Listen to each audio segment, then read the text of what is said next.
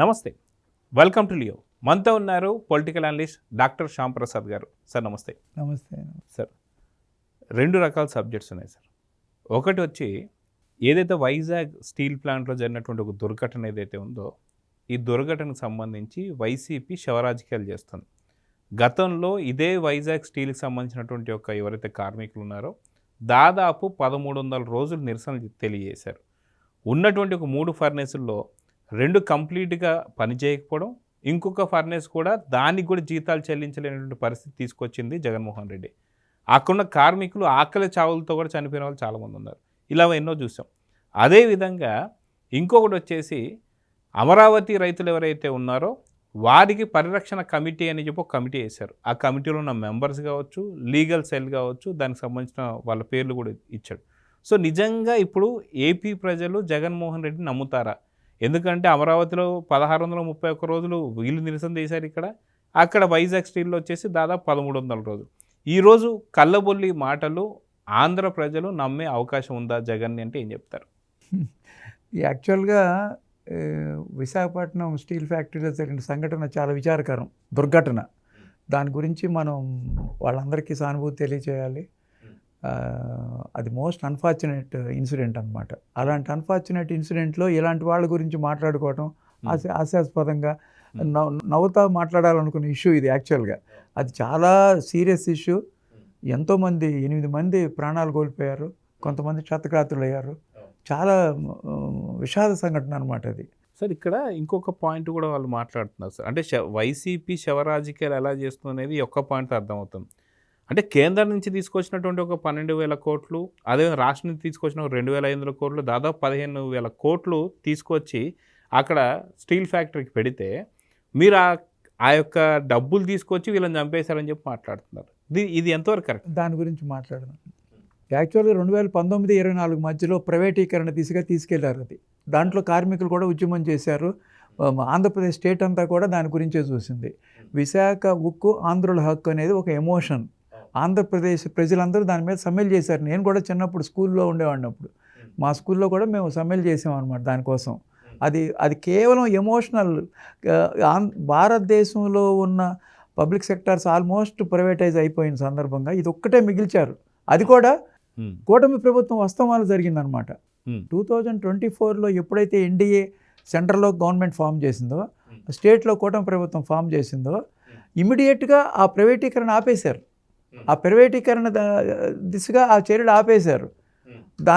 ఆ విధంగా విశాఖ స్టీల్ ప్లాంట్కి ప్రాణం పోశారు. ప్రాణం పోసి దగ్గర మీరు అన్నట్టుగా 15,000 కోట్లు దాన్ని పంప్ చేశారు. సెంట్రల్ గవర్నమెంట్ 11,000 కోట్ల నుంచి 12,000 కోట్లు ఇచ్చారు. స్టేట్ గవర్నమెంట్ దగ్గర 3,000 crores ఇచ్చింది. దగ్గర 15,000 crores దాన్ని పంపు చేసి అన్ని ఫర్నిస్లు వర్క్ చేసినట్టుగా చేశారు.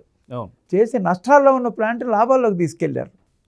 చాలా అద్భుతమైన ఫలితాలు అనమాట అది. అంటే ఒక నెల క్రితమే దాదాపు 52 కోట్లు లాభం వచ్చిందని కూడా తెలిసి లాభం వచ్చిందండి. యాక్చువల్గా ఎంత సిస్టమేటిక్గా చేసుకుంటూ వెళ్తున్నారు అనమాట. అదే సందర్భంలో ఈ దుర్ఘటన జరిగింది. ఈ దుర్ఘటన మోస్ట్ అన్ఫార్చునేట్. దుర్ఘటన తెల్లవారుజాము 4 గంటలు జరిగితే within 6 hours central minister attend అయ్యాడు, కుమారస్వామి. పవన్ కళ్యాణ్ అటెండ్ అయ్యాడు, హోమ్ మినిస్టర్ అనిత అటెండ్ అయింది. లోకేష్ నేను సాయంత్రమే రష్యా నుంచి వచ్చి అతను కూడా ఇమ్మీడియట్గా అటెండ్ అయ్యాడు విత్ మన వర్మ గారితో. ఆయన కూడా స్టేట్ మినిస్టర్ కదా సేమ్ ఫీల్డ్కి.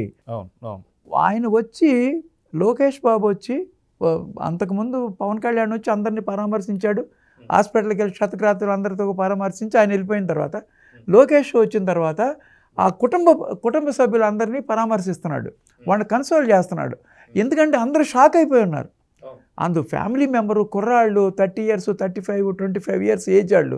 ఒకరికైతే చిన్న పిల్ల 2 ఏళ్ల పిల్ల ఉందంట, ఒకరికి నెక్స్ట్ డే బర్త్డే ఉందంట. లోకేష్ ఇందాక ప్రెస్ మీట్లు చెప్తున్నాడు. మరి అది చాలా హృదయ విదారకమైంది. అందరూ షాక్లో ఉన్నారు, దిగ్భ్రాంతి చెందున్నారు. వాళ్ళు అసలు ఏం మాట్లాడాలో కూడా పాపం వాళ్ళకి తెలిసిన స్టేజ్లో లేదనమాట. లోకేష్ ఎంతో సౌమ్యంగా చక్కగా వాళ్ళందరితో మేము ఉన్నాము, ధైర్యంగా ఉండండి, మేము మీకు అండగా ఉంటాము, మా కుటుంబ ప్రభుత్వం ఉంది, మా బాధ్యత, ఇదన్నీ వాళ్ళని కన్సోల్ చేస్తుంటే వెనక నుంచి కార్మిక సంఘాలు అరుస్తున్నాయి అన్నమాట.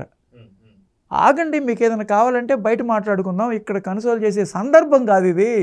ఈ సందర్భం విషాదకర సంఘటన, మీ రాజకీయాలు ఉంటే తర్వాత మాట్లాడుకుందాం, మేము మీకు అర్థమైంది కదా, మా కూటమి గవర్నమెంటే కదా ఈ విశాఖ స్టీల్ ఫ్యాక్టరీని ప్రైవేటీకరణ సాగకుండా ఆపింది మేమే కదా, అంటే మీరు ఆపినందువల్లే సచ్చారు ఇట్లా అన్నాడు ఒకడు. వాడు అంటున్నా వాడిని. ఎందుకంటే అంత గ్రేవ్ సిచ్యువేషన్లో, అంత విషాదం జరుగుతున్న సన్నివేశంలో అందుకే సచ్చారనే మాట మాట్లాడిన వ్యక్తిని ఇమీడియట్గా అరెస్ట్ చేయాలి, వాడిని పట్టుకోవాలి, తన్నాలి అక్కడికక్కడే.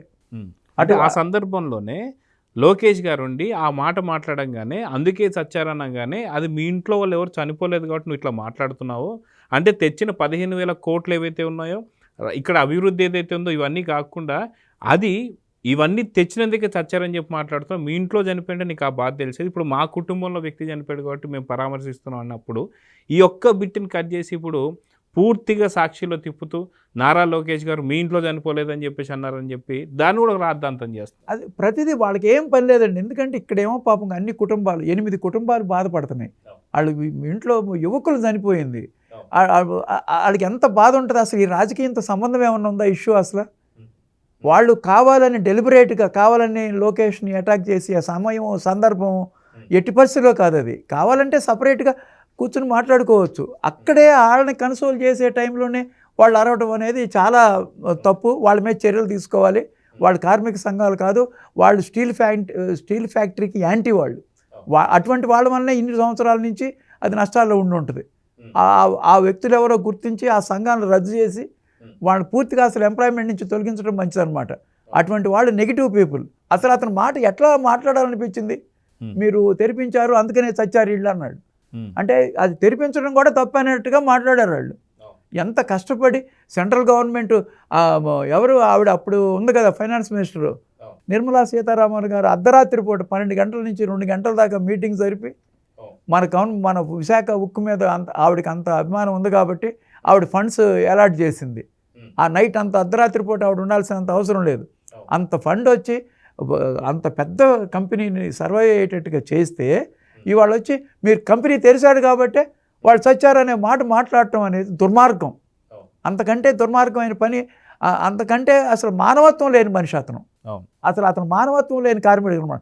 ఇదే సేమ్ టైం ఒక మానవత్వం ఉన్న మనిషి గురించి అవుతాయి ఇక్కడ. ఏ కార్మికుడైతే మానవత్వం లేకుండా బిహేవ్ చేశాడో ఇక్కడ అదే కంపెనీలో అదే స్టీల్ ఫ్యాక్టరీలో చేసే అతను ఎంతో మానవత్వంతో ఉన్నాడు. ఒక క్షతగాత్రుడు యాక్సిడెంట్ అయింది అతనికి కూడా. దీంట్లో ఈ యాక్సిడెంట్లో అతను హాస్పిటల్లో ఉన్నాడు. హాస్పిటల్లో ఉంటే లోకేష్ వెళ్ళి పరామర్శించాడు. పరామర్శిస్తే ఆయన ఏమన్నాడు తెలుసా, మాకు విశాఖ ఉక్కుని కాపాడండి మీరు, ఇది ఆంధ్రప్రజల హక్కు, విశాఖ ఉక్కు ఆంధ్రప్రదేశ్ల హక్కు, నా కోరిక అది ఒక్కటే అని అడిగాడు అనమాట. హృదయం స్పందించింది నాకు కూడా.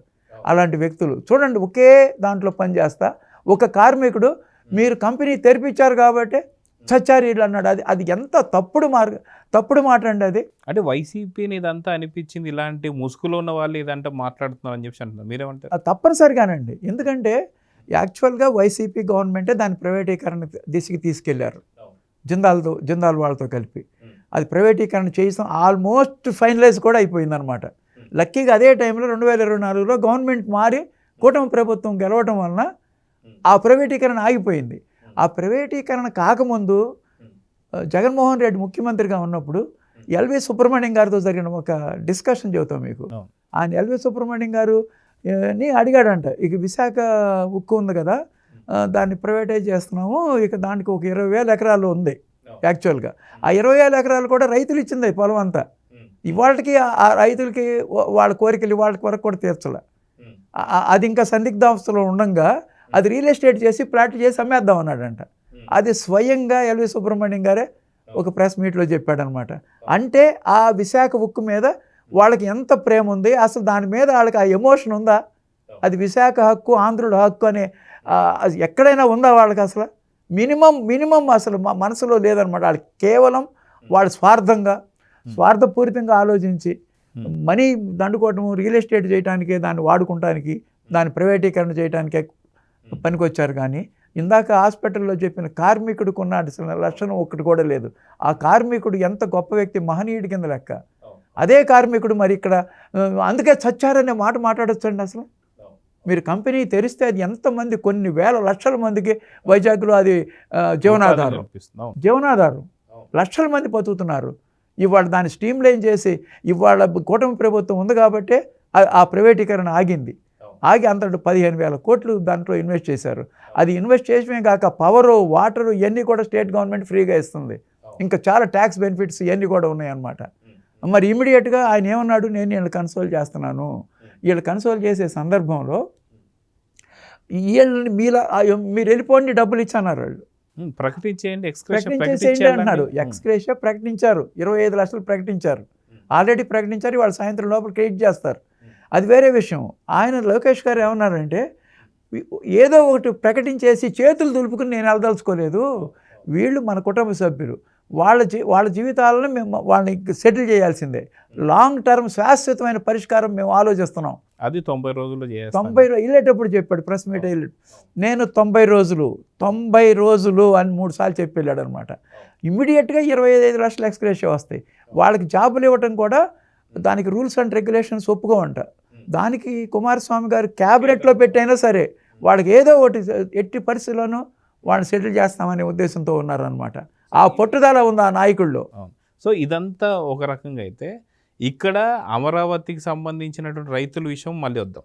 అయితే ఇక్కడ స్టీల్ ప్లాంట్కి సంబంధించి వాళ్ళని గతంలో ఎట్లా మోసం చేశారు, ఇప్పుడు వాళ్ళపైన ఎలాంటి కళ్ళబొల్లి ప్రేమ చూపిస్తున్నారో మనం చూసాం. అదేవిధంగా అమరావతి రైతులకు వచ్చేసి దాదాపు 1631 రోజులు నిరసన తెలియజేశారంటే, లాంగెస్ట్ నిరసన అంటే ఇది ఒకటే అని చెప్పేసి అంటున్నారు. ఇలాంటి నిరసనలు తెలియజేసినటువంటి ఒక అమరావతి రైతులు ఇప్పుడు అమరావతి రైతుల పరిరక్షణ కమిటీ అని చెప్పేసి ఒకటి పెట్టి, దానికి కొంతమంది ఏమంటారు కమిటీ మెంబర్స్ కూడా ఇచ్చారు. సో మొత్తానికి ఎవరెవరు, వాళ్ళ పేర్లు ఏంటి, ఏం సంగతి అంటే ఏం చెప్తారు? యాక్చువల్గా ఇప్పుడు 20,000 ఎకరాలు ఉక్ ఫ్యాక్టరీ కదా, ఆ 20,000 ఎకరాలు కూడా రైతులు త్యాగం చేసిందే. అది మరి రైతులను అన్యాయం చేసి రియల్ ఎస్టేట్ వేసి అమ్ముకుందాం అనుకునే మాట మాట్లాడింది ఎవరు? మాజీ ముఖ్యమంత్రి. అది ఆయన సాక్షాత్తు ఆ చీఫ్ సెక్రటరీ ఎల్వి సుబ్రహ్మణ్యం గారే చెప్పారు కదా. అదే విషయం ఇప్పుడు మీరు చెప్పినట్టుగా 1631 రోజులు అమరావతి రైతులు, మహిళలు బాధపడుతుంటే ఒక్క నిమిషం కూడా వాళ్ళ వెంక చూడకుండా వాళ్ళకి వాళ్ళ సిఆర్డిఏ రైతు పరిరక్షణ కమిటీ అని ఒక కమిటీ వేయటం అనేది హాస్యాస్పదం. ప్లస్ వాళ్ళకి నైతిక హక్కు లేదు అసలు. అసలు ఆంధ్రప్రదేశ్లో ఉన్న 5 కోట్ల మంది అసలు నవ్వుకుంటున్నారు అనమాట. ఎందుకంటే రైతు పరిరక్షణ, రైతుల్ని హింసించిందే వాళ్ళు. కేవలం ఆ రైతుల్ని హింసించడం వల్లే ఆ ప్రభుత్వం పడిపోయింది, 11 సీట్లకు వచ్చింది. కేవలం రైతుని హింసించడం వల్లే. అసలు వాళ్ళ సమస్య ఏంటని 5 సంవత్సరాల్లో ఒక్క రోజన్నా ఒక్క రైతునన్నా అడిగాడా?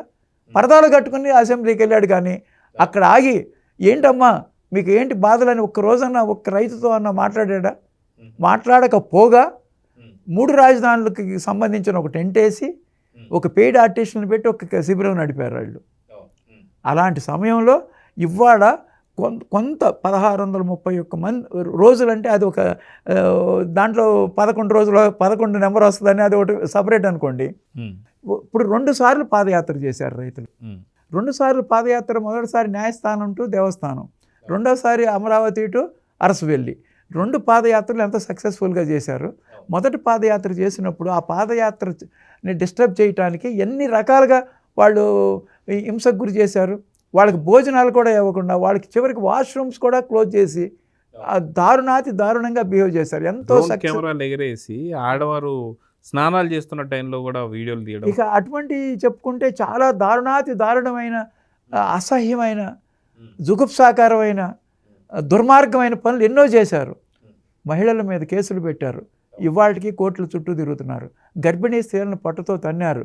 ఎన్ని చోట్ల వీడియోలు మనం జుట్టు పెట్టి స్త్రీలను లాగారు. కనకదుర్గమ్మ గుడికి వెళ్తుంటే వెళ్ళనీయకుండా ఆపేశారు. ఎస్సీ రైతులకే కేసు పెట్టారు. ఇవాళకి రైతులందరూ కేసుల చుట్టూ తిరుగుతున్నారు, కోర్టుల చుట్టూ, పోలీస్ స్టేషన్ల చుట్టూ. ఇన్ని రకాల దుర్మార్గాలు చేసి వాళ్ళకి కౌలే ఇలా, వాళ్ళ జీవనాధారం కౌలు. అది కాకుండా దళితులు ఉన్నారు చూసారా, దళితులకి అసలు కౌలు కాదు కదా, అసలు ఆ అసైన్డ్ ల్యాండ్స్ మీ కాదనే స్థితికి తీసుకొచ్చాడు.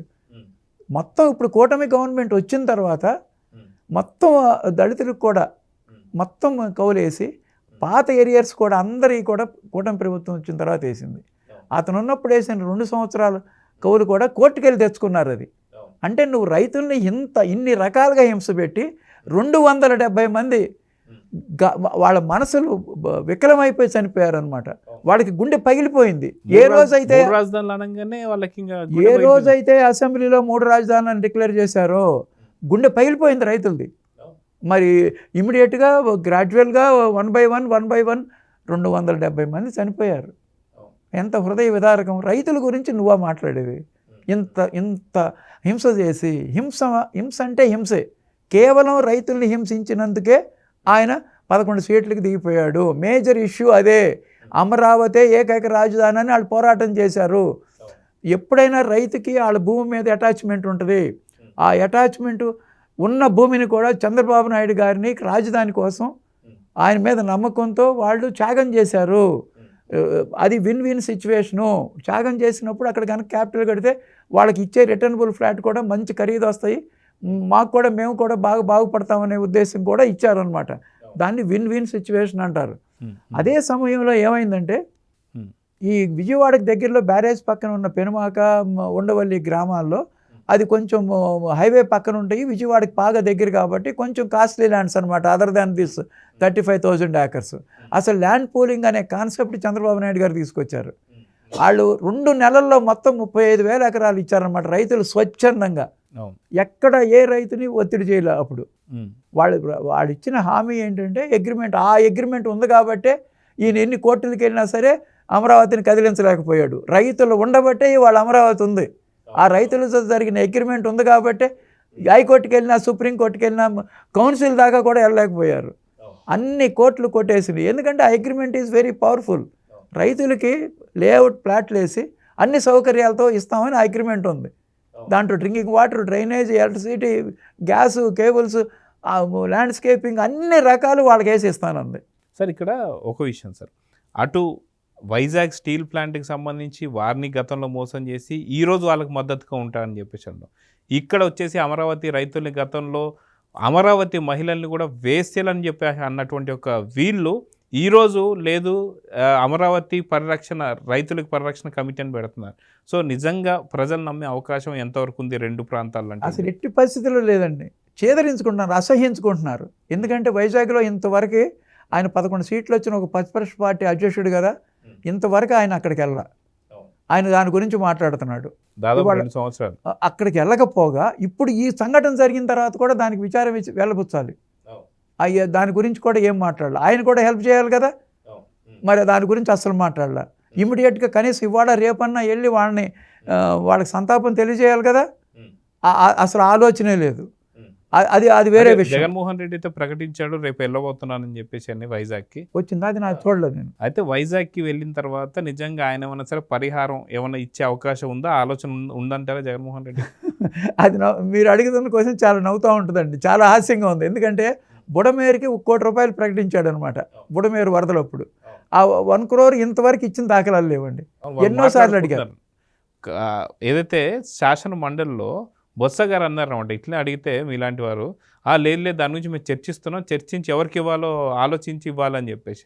అంటే దాదాపు అది జరిగే 2 సంవత్సరాలు అవుతున్న సందర్భంలో వీళ్ళు నిజంగా ఏదైనా సరే పరిహారం ఇచ్చే అవకాశం ఉందంటారా?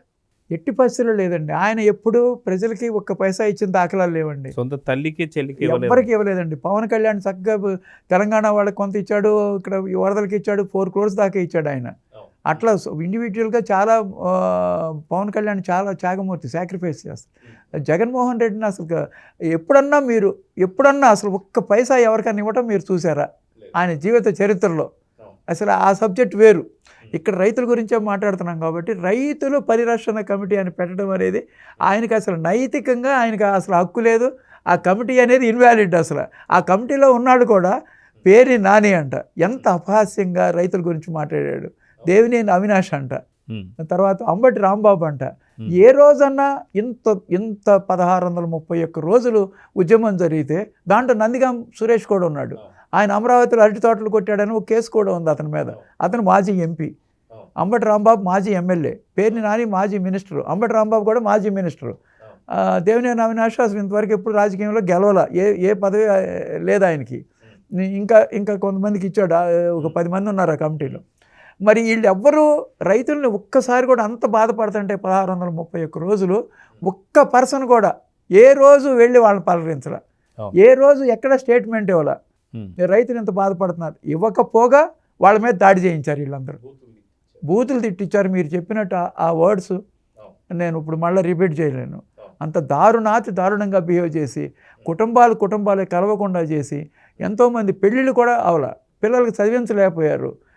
అసలు 5 సంవత్సరాలు ఉంటే ఎవ్రీ ఇయర్ కౌలేయాలి కదండి, కౌలేయలా, అది ఇందా మనం చెప్పుకున్నాము. మరి వాళ్ళు ఎట్లా బతుకుతారండి? దాంట్లో వ్యవసాయం లేదు, వాళ్ళు గవర్నమెంట్కి ఇచ్చేశారు ల్యాండ్, వాళ్ళు ఎట్లా బతికారు 5 సంవత్సరాలు? వాళ్ళు అసలు పాపం కళ్ళంతా నీళ్లతోనే బతికారు, వాళ్ళు తిన్నారో తినలేదో కూడా తెలియదు. అటువంటి వాళ్ళు వచ్చి రైతు పరిరక్షణ CRDA అంటాడు. అది కేవలం ఎక్కడ ఇది సాగుగా తీసుకుని వేశారంటే కమిటీని, ఈ పెనుమాక ఉండవల్లి గ్రామాలు దగ్గర కదా, సిటీకి విజయవాడ దగ్గర కదా, అవి కాస్ట్లీ ల్యాండ్స్. వాళ్ళలో కొంతమంది రైతులు ఇవ్వాల, ఏది ల్యాండ్ పూలింగ్లో ఇవ్వాల. ల్యాండ్ పూలింగ్లో ఇవ్వకపోగా ఇప్పుడు ఏమైంది, ల్యాండ్ సేకరణకి వెళ్ళారనమాట. ల్యాండ్ సేకరణకి ఎందుకు వెళ్ళారు? 12 సంవత్సరాల తర్వాత వెళ్ళారు. ఇవాళ ఎప్పుడో 2015లో ల్యాండ్ పూలింగ్ అయిపోతే ఇవాళ 2026 వరకు ఆగారు. వాళ్ళని రిక్వెస్ట్ చేస్తున్నారు, ఇది డిస్టర్బ్ అవుద్ది, హైవే కనెక్షన్ ఆ ఊళ్ళ నుంచి ఉందన్నమాట. ఈ సీడ్ యాక్సిస్ రోడ్ కానీ డిఫరెంట్ రోడ్స్, ఆ రోడ్స్ కంపల్సరీగా ఆ ఊళ్ళ మీద నుంచి వెళ్ళాలి. మరి అవన్నీ వేయాలంటే మీరు పొలం ఇవ్వకపోతే కుదరదు, మీరు రిక్వెస్ట్ చేస్తున్నారు, ఇవాళకి కూడా కన్విన్స్ చేస్తానికే ట్రై చేస్తున్నారు. కానీ కొంతమంది రైతులు ఏంటంటే వాళ్ళు మేము ఆ దారులకి రోడ్లకి వరకు మాత్రం ఇస్తామని చెప్పి చెప్తున్నారు అనమాట. వీళ్ళందరూ కలిసి మన జగన్మోహన్ రెడ్డి గారిని కలిశారు. వీళ్ళందరూ జగన్మోహన్ రెడ్డి గారిని కలిసి ఒక 2-3 అవర్స్ మీటింగ్ జరిగింది. ఆ మీటింగ్లో కూడా అసలు ఇది అమరావతి ఎందుకు, అసలు నేను చెప్పిన మావి కానీ బెస్ట్ కదా అని చెప్పేటప్పటికి రైతులందరూ బెదిరిపోయారు. వాళ్ళు కూడా రీథింకింగ్ చేసుకుంటున్నారు. దాంట్లో ఒక రైతు ఆల్రెడీ నేలపాటు రైతు వెళ్ళి ఆయన ల్యాండ్ పూలింగ్కి ఇచ్చేశాడు. వీళ్ళు కూడా పూలింగ్కి ఇస్తానికి అవకాశం ఉంది. ఒకవేళ నా పర్సనల్ ఉద్దేశం ఏంటంటే ఆ రోడ్ల వరకు ఆ పూలింగ్ యాక్సెప్ట్ చేస్తున్నారు కాబట్టి అది తీసేసుకుని మిగతా ల్యాండ్స్ వాళ్ళకి వదిలిపెట్టినా అది లేఅవుట్స్ వేసినప్పుడు కూడా డిస్టర్బ్ అయిపోతాయి. ఆ లేఅవుట్స్లో రోడ్స్కి వెళ్ళిపోతాయి అనమాట. వాళ్ళని ఎంత కన్విన్స్ చేసినా అవట్లా. వాళ్ళు ఈ పరిరక్షణ కమిటీ ఈ వేళ్ల మీద ఆధారపడే బదులు ఈ ఉండవల్లి రైతులు కానీ పెనుమాక రైతులు కానీ డైరెక్ట్గా చంద్రబాబు నాయుడు గారిని కలిసి ఇంటికి వెళ్ళి మాకు అపాయింట్మెంట్ ఇవ్వలేదు లోకేష్, పవన్ కళ్యాణ్ ఇవ్వలేదని కొంతమంది రైతులు చెబుతున్నారు. కానీ డైరెక్ట్గా చంద్రబాబు నాయుడు గారి ఇంటికి వెళ్ళొచ్చు, రోజంతా అక్కడే కూర్చోవచ్చు.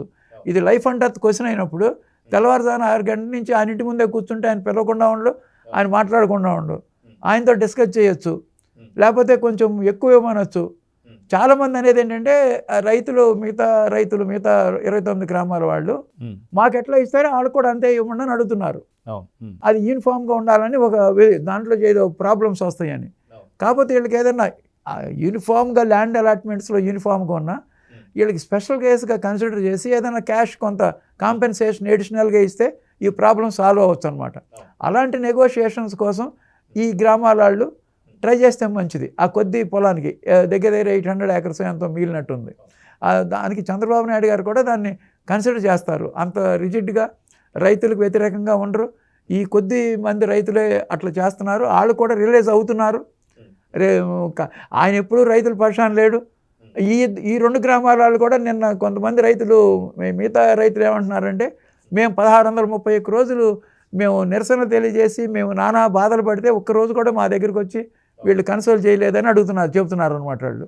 సో చూద్దాం సార్, మొత్తానికి 2 ప్రాంతాల్లో కూడా అటు జగన్మోహన్ రెడ్డిని ఆమె వాళ్ళు ఎవరు లేదు, రేపు వైజాగ్ వెళ్తా అని చెప్పి అంటున్నారు. మొత్తానికి వెళ్ళి ఏం చేస్తారనేది చూద్దాం. మరి నమస్తే. నమస్తే. Please subscribe to Leo news for more videos.